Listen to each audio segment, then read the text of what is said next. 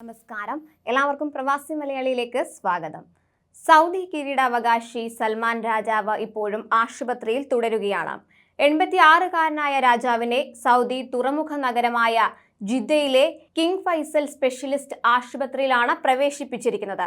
ശനിയാഴ്ച വൈകിട്ടാണ് സൽമാൻ രാജാവിനെ ചില വൈദ്യപരിശോധനകൾക്കായി ആശുപത്രിയിൽ പ്രവേശിപ്പിച്ചതെന്ന് റോയൽ കോർട്ട് പുറത്തിറക്കിയ പ്രസ്താവനയിൽ പറഞ്ഞു.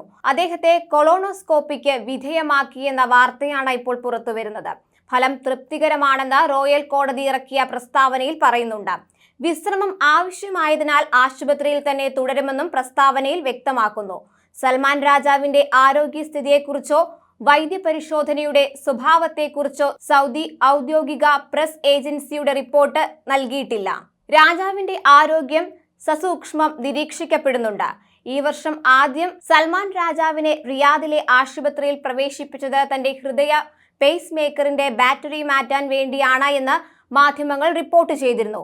2020-ൽ ആശുപത്രിയിലെ ഒരു ഇടവേളയ്ക്ക് ശേഷം പിത്തസഞ്ചി നീക്കം ചെയ്യാനുള്ള ശസ്ത്രക്രിയ അദ്ദേഹത്തിന് നടത്തിയിരുന്നു. ഇത് അദ്ദേഹത്തിന്റെ ആരോഗ്യനിലയെക്കുറിച്ചുള്ള ഊഹാപോഹങ്ങൾ പ്രചരിക്കുന്നതിന് കാരണമായിരുന്നു. 2015-ലാണ് സൽമാൻ രാജാവ് അധികാരത്തിലേറിയത്. 36-കാരനായ മകൻ കിരീടാവകാശി മുഹമ്മദ് ബിൻ സൽമാനെ പിൻഗാമിയായി നിയമിച്ചു. എന്നിരുന്നാലും ദൈനംദിന കാര്യങ്ങൾ നയിക്കാൻ അദ്ദേഹം ഇതിനകം മുഹമ്മദ് രാജകുമാരനെ അധികാരപ്പെടുത്തിയിട്ടുണ്ട്.